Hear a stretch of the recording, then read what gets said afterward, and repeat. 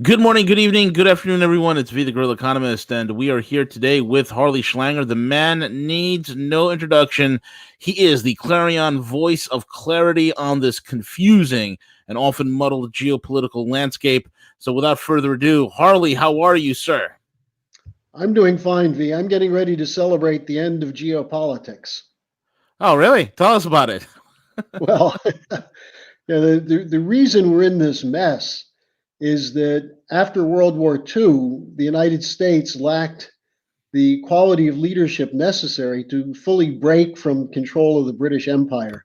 And Right. geopolitics is a doctrine which was devised by the British, which Yes. they claimed is based on natural law and relationship of nations and so on, geography and the oceans and this and that. But it's all foolishness. The whole point of geopolitics is how do you divide nations so you can take away their sovereignty? And that way the empire can rule. So Helga Zepp-LaRouche has been saying for a while we have the opportunity now to end the era of geopolitics. And while some people think geopolitics has always been there, it was actually a doctrine that was put into political science form, you might say, in the 1890s and early 1900s. Before that, it was just called the British Empire. Right. Right. Absolutely. So Absolutely. with the Ukraine gate being exposed as a fraud, I don't know. Schiff seems to think he can pull a rabbit out of a hat. We're seeing the so-called moderate Democrats saying, well, maybe there's not so much there, and they're starting to say, well, we should really be concentrating on 2020. Well, they should, but they don't have anything to say. So that's why they've been concentrating on impeachment for the last 3.5 years. Correct. And not only that, it's like, they have not only anything to say, who are they running? You have Elizabeth Warren, who every other day is putting her foot in her mouth by constantly contradicting herself. It looks bad. You got Bernie Insane Sanders, whose economic plans only work for those who are allergic to mathematics, Harley. So I don't know where this whole entire circus is going to end. I think the only thing that they have is before we went live, we briefly discussed it. When all else fails, start World War III. Is that what these turkeys are trying to do? We have two problems here. One is the economic doctrines of neoliberalism, Yes. which have as a starting point, you might say the Austrian school, the idea of less government, but have essentially become the idea of a global government run by central banks. And sometime we should do a program on how von Hayek became the alleged spokesman for a policy of global government run by banks. But on the other side, you have the neoconservatives who basically said that this is the only system that can work and it's our system and we're going to rule the world unilaterally. That's why, as the financial system is breaking down, they're pushing for war Right. because they have nothing else. And ultimately, when governments around the world, or when populations, I should say, start rebelling and rejecting this control, the only alternative they have is to try and destroy those countries. So we see Bolivia, there's a coup. We see Chile, where there's an uprising against the neoliberal policy. Argentina, where the neoliberals are voted out of office. France, where there continue to be very substantial demonstrations. December 5th, there may be the biggest demonstration yet against Macron. And tomorrow here in Berlin, we're expecting something around 5 to 10,000 tractors driving down the Unter den Linden right up to the Brandenburg Gate, which of course is the famous place where the Berlin Wall fell. So, Yeah. we're seeing these uprisings around the world, and the Democrats are trying to get in front of these. It's very much. I don't know if you remember in Charlie Chaplin in Modern Times. There's a march, a socialist workers' march, walking down the street, and he just happens to be standing there, and a flag falls off a truck, and he picks it up and walks behind the truck, waving the flag. And next thing you know, the demonstration is following him because he's waving a red flag. This Right. is like the Democrats. They think that the population is angry, so it will join them. Now we're seeing similar thing in England, where nobody knows what the hell is going to happen. So I think the important thing is that people should now focus on the two things. One is the Horowitz report and the Barr-Durham report, which will be coming out, which will show who the criminals are.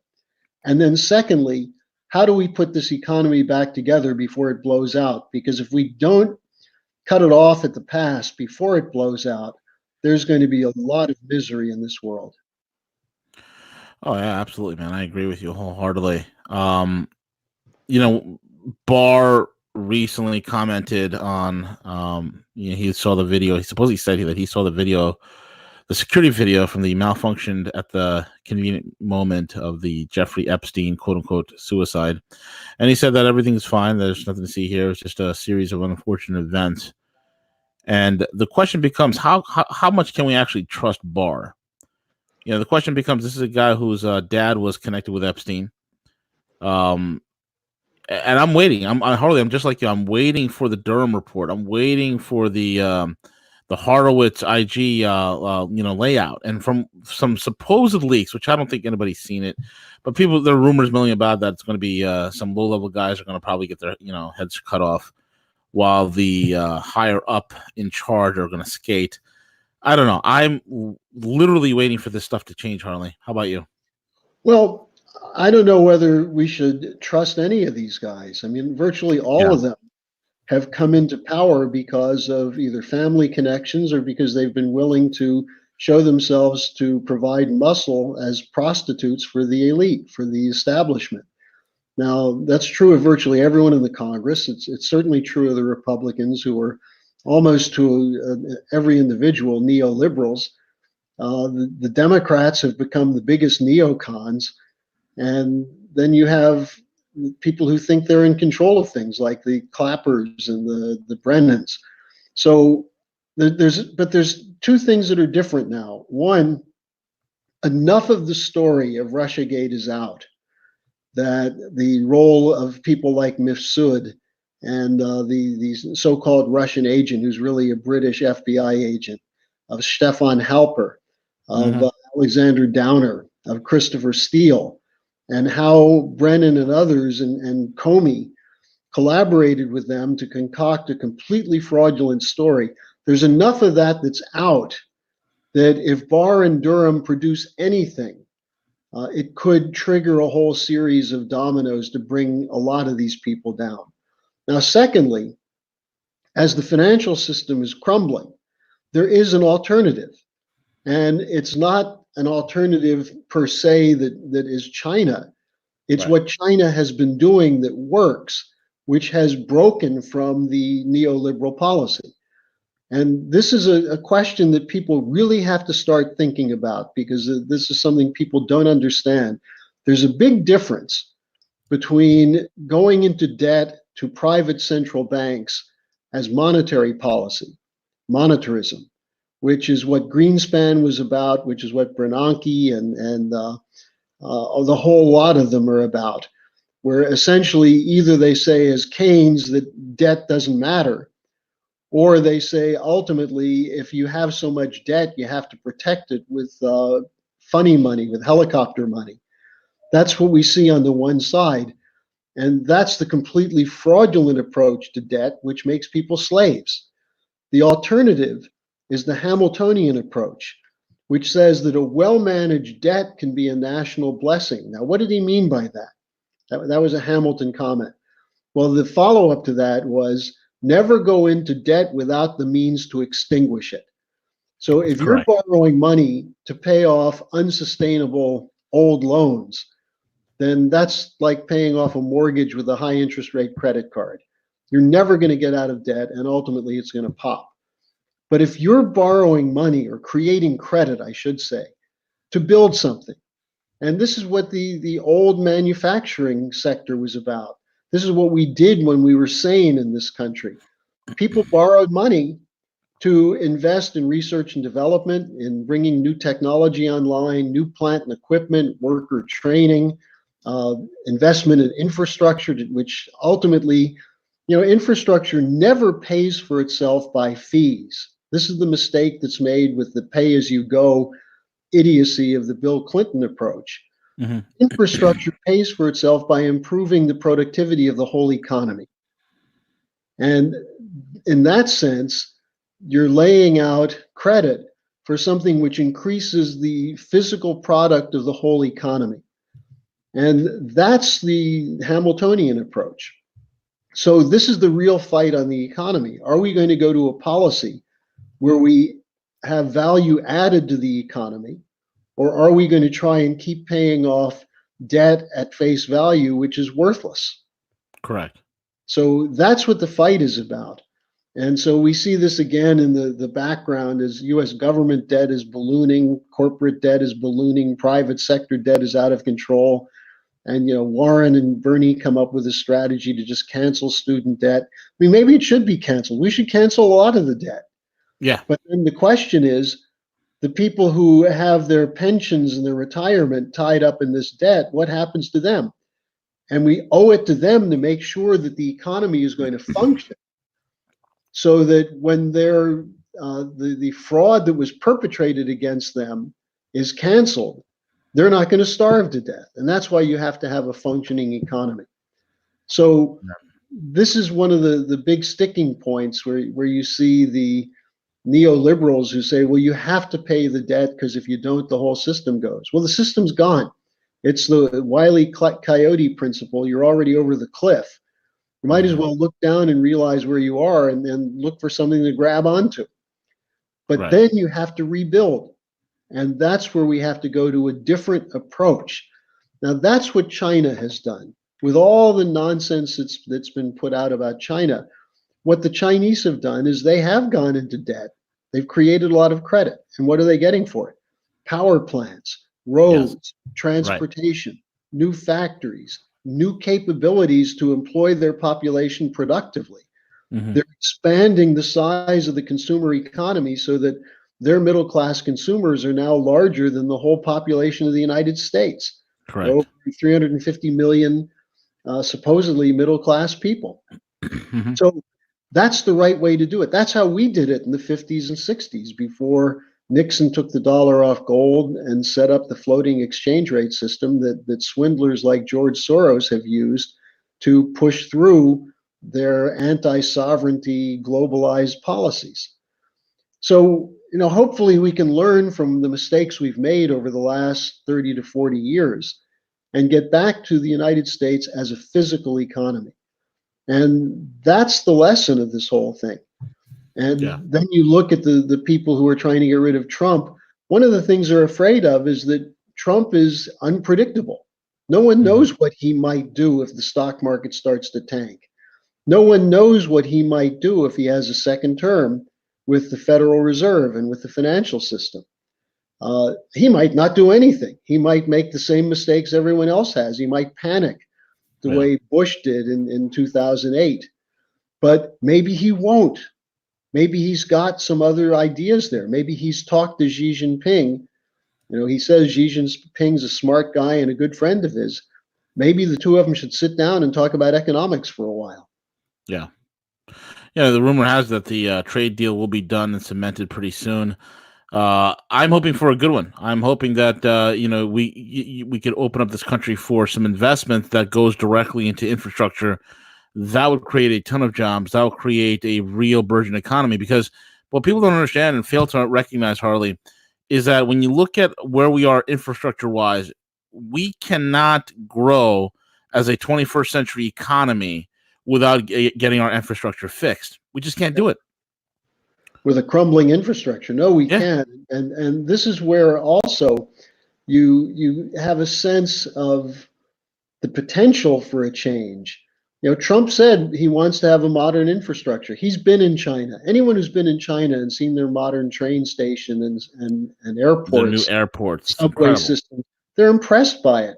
And you go to an American airport, and it's like a shopping mall in a poor section of town. If So that.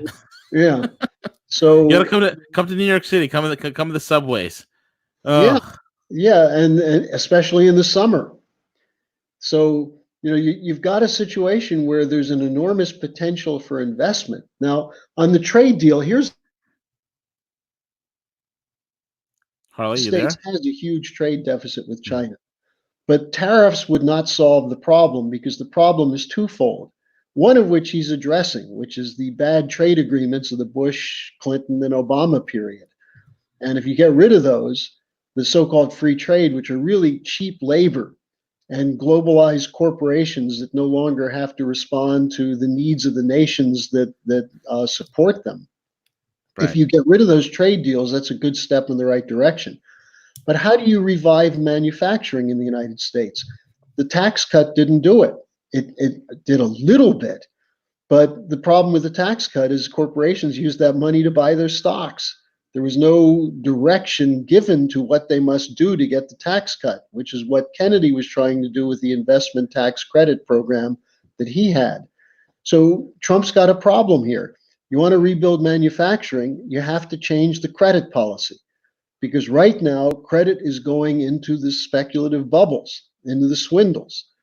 And if you have a totally unregulated free market, that's what's going to happen. Especially as interest rates start to go up, people are going to have to look for the riskiest products to try and make a return. And Correct. that just is a self-feeding bubble.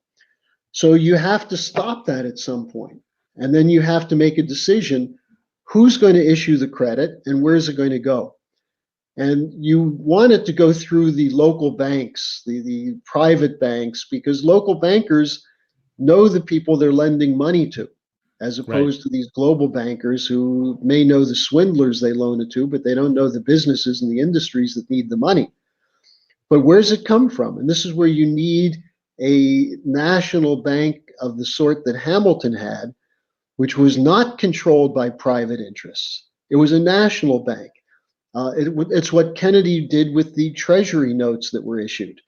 You have the issuance of credit coming from government as opposed from private actors who don't really give a damn what happens to the people in the country they live in as long as they can make a profit.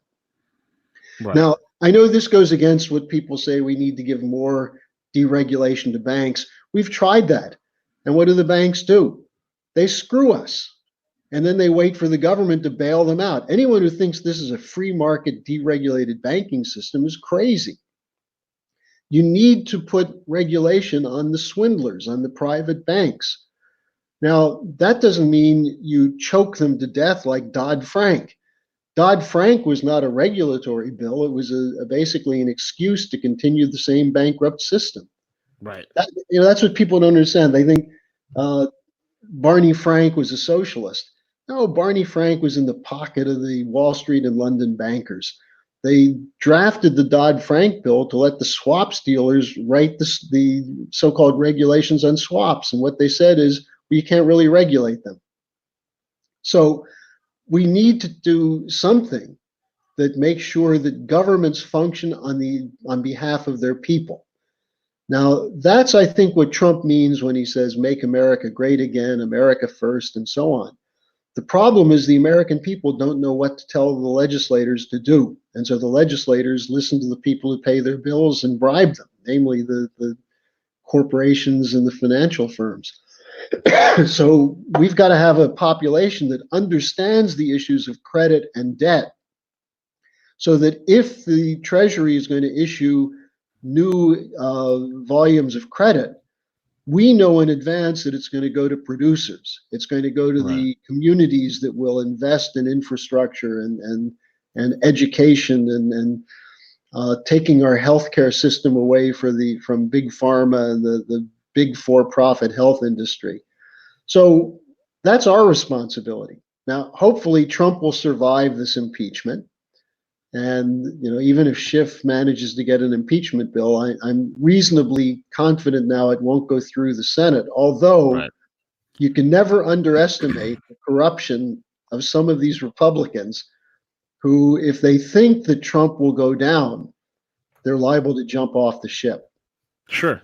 It's up to Trump mobilizing his base and people like your listeners who are relatively informed and intelligent people not sitting around whining about how bad things are, but going out and educating people. Correct. That's what the founding fathers intended by setting up a republic. the people who know something take responsibility for educating those who have been made dumb and blind by the brainwashing of the system. Correct. That's what they said. This republic is for an upright and vigilant population or Yeah. citizen. That's exactly what our founder said.